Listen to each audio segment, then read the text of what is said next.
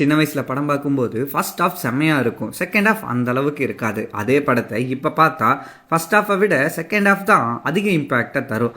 அந்த மாதிரியான 3 படங்களை பார்க்கலாமா? அன்பே சிவம். இந்த படம் ஸ்டார்டிங்கில் நிறையா காமெடியோட சூப்பராக இருக்கும். ஆனால் வெள்ளம் வந்து இவங்கெல்லாம் அதில் மாட்டிக்கிட்டதுக்கு அப்புறமா வர சீன்ஸ் எல்லாம் எனக்கு சின்ன வயசில் பிடிக்காது. ஆனால் இப்போ அதில் வர ஒவ்வொரு சீனும் செம்மையாக இருக்குது. பாட்டு, மியூசிக், டைலாக்னு எல்லாமே ஆடுகளம். கண்டிப்பாக இந்த படத்தில் இதை ஃபீல் பண்ணியிருப்பீங்க. இன்டர்வெலோட அந்த ஹைக்கு செகண்ட் ஹாஃப் இல்லை. ஆனால் இப்போ பார்த்தா பேட்டைக்காரன் சேவல்னா அவரு தான் ஒரு கெத்தாக இருக்கிற அந்த டைமில் கருப்பை எல்லாருமே கொண்டாடுறத பார்த்து இவரே தனக்குள்ள நிறையா தப்பாக நினச்சி அவனோட லைஃப்பை அழிக்கிறது. இது எனக்கு இன்ட்ரெஸ்டிங்கான ஒன்றா இருந்துச்சு.